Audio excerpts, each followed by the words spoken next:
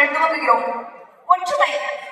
குருதியின் நிறம் ஒன்றே, குருதியின் நிறம் ஒன்றே, ஆனால் தோளின் நிறம் கண்டே பாகுபாடு காட்ட வேண்டுமா? அகத்தாலும் புறத்தாலும் வேறுபட்டதால் நாம் மனித இனம் இல்லை என்று கூறுமா? அகத்தாலும் புறத்தாலும் வேறுபட்டதால் நாம் மனித இனம் இல்லை என்று மறுக்க கூடுமா? காற்று எளிதில் தூசியை வீசுகிறது, அதனால் பாறையை நகர்த்த இயலுமா? காற்று எளிதில் தூசியை வீசுகிறது, அதனால் பாறையை நகர்த்த இயலுமா? ஒருவனை சட்டென தூற்றுவதால் நீ உயர்ந்தவன் என கர்வம் கொள்ள முடியுமா?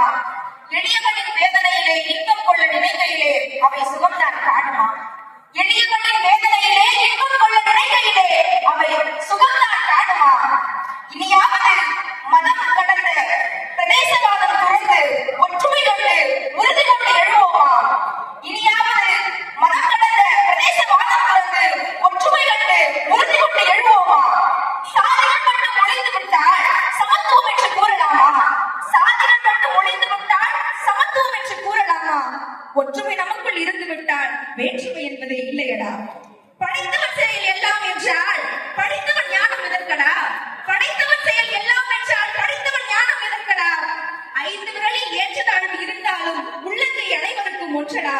5 விரலில் ஏற்றத்தாழ்வு இருந்தாலும் உள்ளங்கை அனைவருக்கும் ஒன்றடா. ஒன்றுபட்டால் வாழ்வு உண்டடா.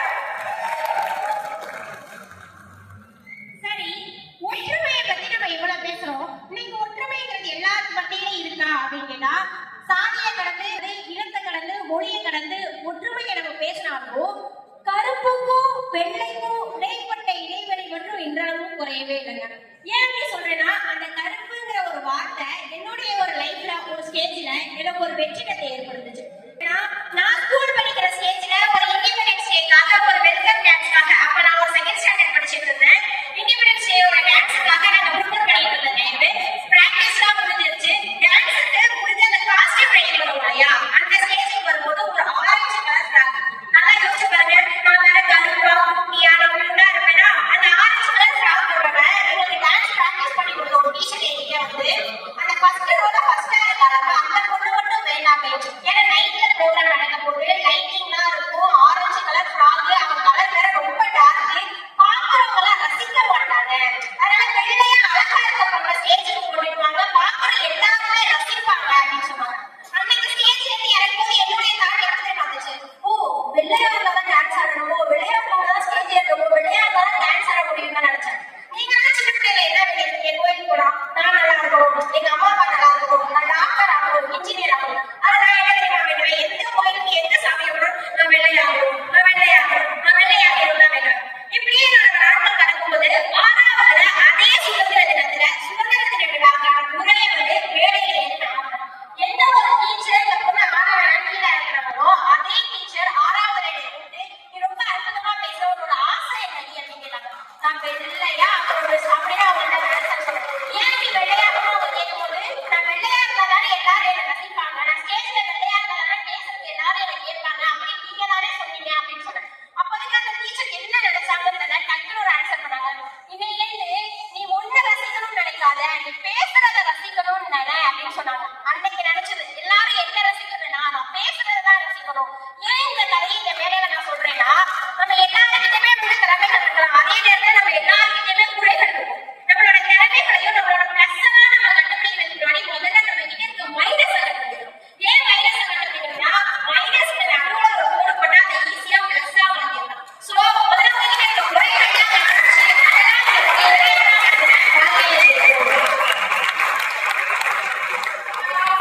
ஒற்றுமை பிறந்த கதையெல்லாம் கேட்டீங்க. ஒற்றுமை பிறந்த கதையை நான் சொல்லலாம். இது என் மண்ணோட கதை. பொதுவா கோவில்னா எல்லாருக்கும் என்ன ஞாபகம்? உலகத்துல பார்க்க பெரும்பான்மையான பார்க்க போகக்கூடிய ஒரே இடம். சினிமாக்கள்ல பழைய சினிமாக்கள்ல இருந்து இன்னைக்கு இருக்கிற சினிமா வரைக்கும் பெரும்பாலும் ஒரு படத்தோட ஃபர்ஸ்ட் ஷாட் கோயிலுக்கு வரும். கதை, திரைக்கதை, வசனம், இயக்கம், டிரெக்டர். சரிங்களா? ஆனா எனக்கு நினைவு தெரிந்த நாள்ல இருந்து எங்க ஊர்ல கோவில்னு ஒண்ணு இல்லை. கிட்டத்தட்ட 25 வருஷத்துக்கு முன்னால எங்க ஊர்ல இருக்கிற பெரியவங்க எல்லாரும் நம்ம ஒரு கோயில் கட்டலாம் அப்படின்னு சொல்லிட்டு முடிவெடுத்தப்போ அவங்களுக்குள்ள ஒரு ஒற்றுமையும் ஒரு விடாமுயற்சியும் இல்லாதனால நாளடைவுல அந்த கோயில் ஒரு கட்டப்படாத வெறும் கட்டடமா மாறிச்சு. பின்னால கொஞ்சம் கொஞ்சமா அது எங்க ஊர்ல உள்ளாட்சி மன்ற தேர்தலில் நிக்கிற வேட்பாளர்களோட அரசியல் ஆதாயமாவும் மாறுச்சு. 5 வருஷத்துக்கு ஒரு முறை அவங்களோட தேர்தல் அறிக்கையில அது இடம் பிடிச்சிச்சு. ஆனா வெறும் தேர்தல் அறிக்கையாவே அது நீண்டு கொண்டே இருந்துச்சு. அதுக்கப்புறம் ஒவ்வொருத்தவங்களும் அவங்களோட முயற்சியால கொஞ்சம் கொஞ்சமா அவங்களால முடிஞ்ச வேலைகளை செஞ்சுக்கிட்டே இருந்தாங்க.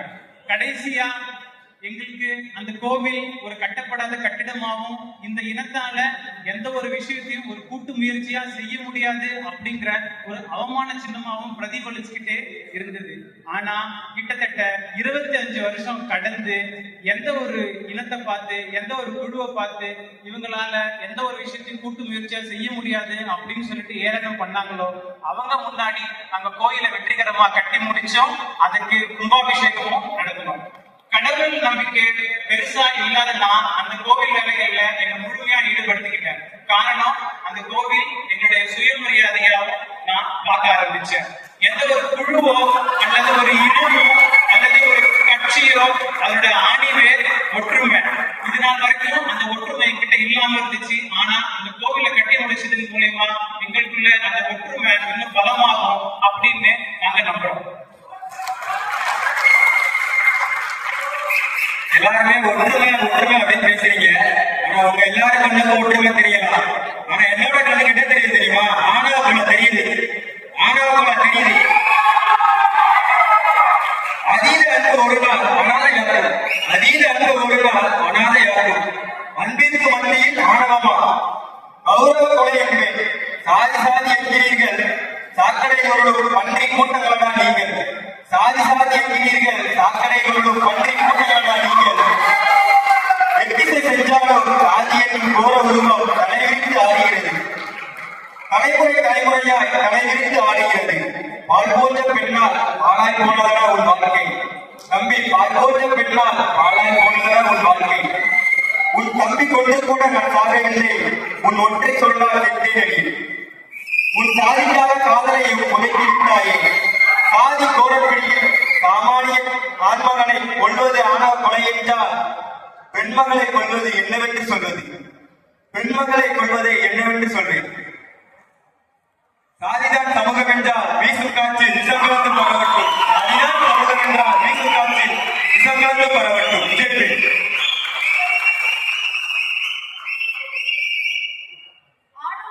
ஆணவ கலைன்னு சொன்னீங்க.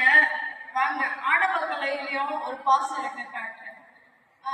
கூத்தாடியின் மகள் ஏனியா ஏனியா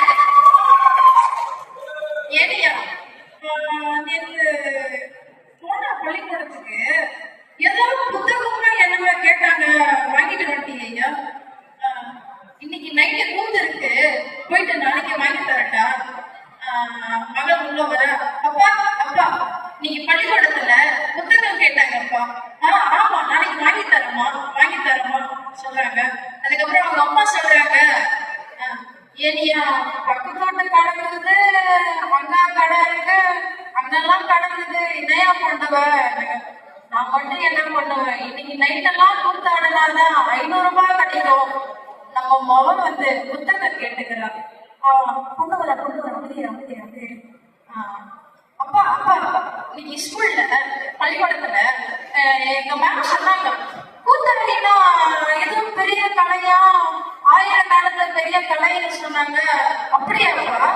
ஆனா உங்க அப்பா என்ன வேலை செய்யறாங்கன்னு என் கூட இருக்கிறதெல்லாம் சொன்னாங்க.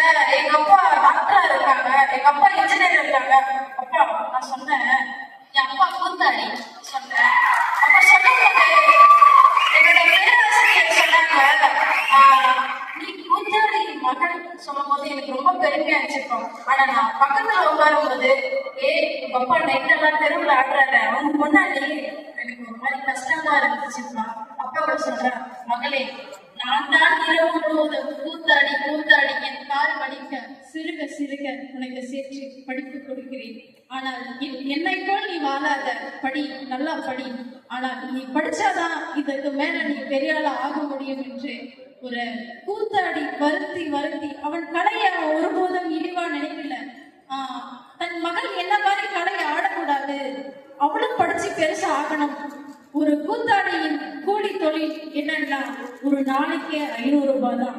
அந்த 500 ரூபாயில குடும்பத்தையும் பார்க்கணும், தன் மகளையும் படிக்க வைக்கணும். வருந்தி வருந்தி ஒரு கூத்தாடி தன் மகளை படிக்க வைப்பதுதான் இது நோக்கமாக இருக்க வேண்டும். அனைவருக்கும் வணக்கம். மனித மனத்தின் அடியாளத்தில் நிலவுகிற அன்புக்கான ஏக்கத்தையும் தவிப்பையும் பேசுகிற 2 கவிதைகளை வாசிக்க விரும்புகிறேன். வாழ்வு வாழ்த்த வராமல் சபிக்க வந்த வாயில் அன்பின் எல்லையை தெரிந்து கொண்டேன். அரிசி பொறுக்கிய கோழி அறுக்கப்படுவதில் புகார் ஒன்றுமில்லையே. வழிகூட்டி செல்லும் கரங்கள் ஆதரவாய் வந்து என் விரல் பற்றும் தானே விதியின் காலடியில் என் கண்களை விட்டு வந்தேன். பிழை பொறுக்காத காலத்தை என் தலை சுற்றி முச்சந்தியில் வைத்து தாண்டுகிறேன். முன்வாசல் வழியாக வரும் என் வாழ்வின் முகத்தில் மாடத்தின் சுடர் பிரகாசிக்கிறது.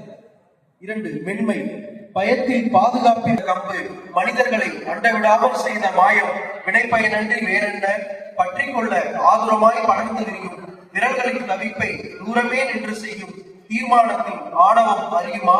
பிஞ்சுக்கரங்கள் பறிக்க வந்தால் ஆழத்தில் இருந்து மேலெழுப்பி இலகுவாக அறுந்துவிடும் அள்ளிக்குடியின் மென்மை என் இருதயத்திற்கு உண்டு. வேண்டுமானால் துளி அன்பில் தோய்ந்த விரல்களை என் முன்னே நீட்டி பாருங்களேன். நன்றி. பேச வந்தோடனே கீழே ஒரு ப்ரோ கிட்ட அதுக்கு நீங்க ப்ரோ பேச போறீங்க. ஆமாண்ணா. ஸோ அவர் என்ன நினைச்சேன், நானே நினைச்சேனாக்கா நல்லா சுவாரஸ்யமா பேச போறோம், அதை கேட்கதான் அப்படின்னு இருக்காருன்னா அவரும் சொல்றாரு இல்ல சீக்கிரமா பேசி முடிக்க போறாங்க விட்டு போகணுன்றாரு. ஸோ சொல்ல வந்த கருத்து ஒரு மோட்டிவேஷன் ஸ்டோரியை ஷார்ட் அண்ட் ஸ்வீட்டா சொல்லிட்டு போகலாம் அப்படின்னு நினைக்கிறேன்.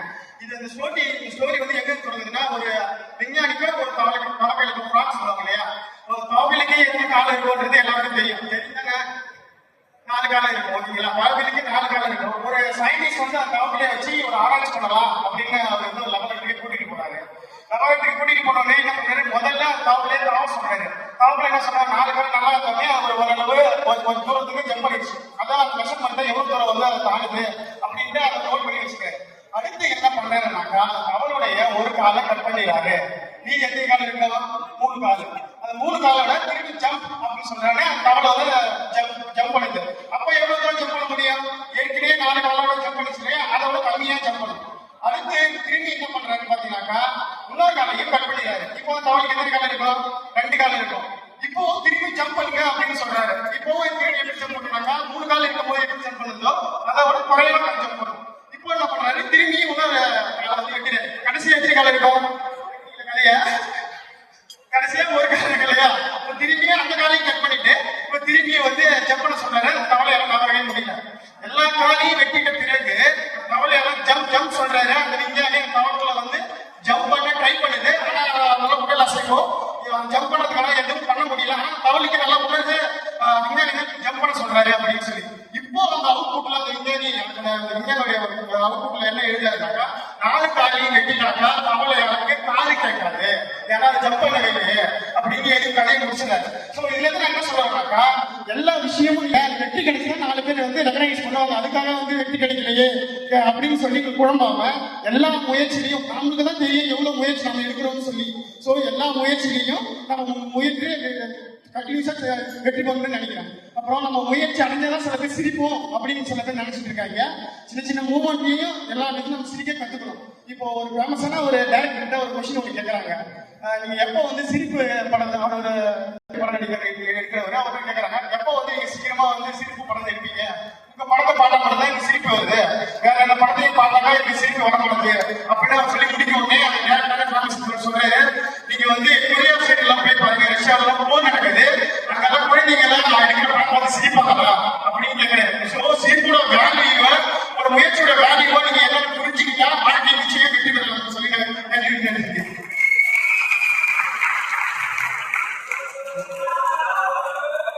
எல்லாருமே எல்லாத்தையும் சொல்லிட்டாங்க, நான் என்ன சொல்ல முடியும்? நன்றியை சொல்றேன். அதுக்கு முன்னாடி என்னுடைய கவிதையை சொல்லிட்டு உங்களுக்கு ஒரு வகையில் இந்த இளம் தலைமுறையினருக்கு நன்றி சொல்ல வேண்டியிருக்கிறது. ஒரு வகையில் இந்த இளம் தலைமுறையினருக்கு நன்றி சொல்ல வேண்டியிருக்கிறது. ஏனெனில் இதற்கு முன்பெல்லாம் நான் பள்ளியில் சட்டை கிழிந்தாலோ கீழாடை கிழிந்தாலோ ஏறத்தான். ஆனால் இப்போது அதை பற்றின கவலை எனக்கு இல்லை. இதற்கான விளக்கத்தையும் எடுத்துக் கொண்டிருக்கிறேன். நான் உங்ககிட்ட ஒப்படைக்கிறேன். இதுக்கான பொருள் வந்து நீங்க வந்து புரிஞ்சுட்டீங்க. இதை தாண்டி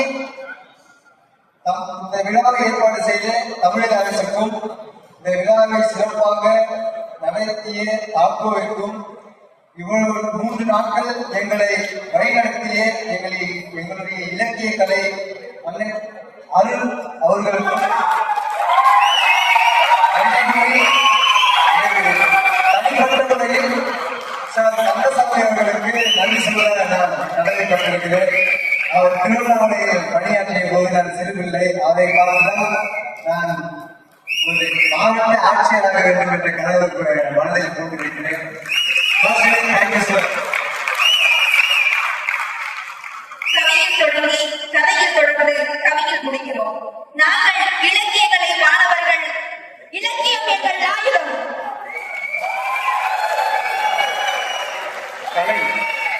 கலை என்ன செய்யும்? கலைஞர்கள் ஒன்றிணைந்தால் புரட்சி செய்யும்.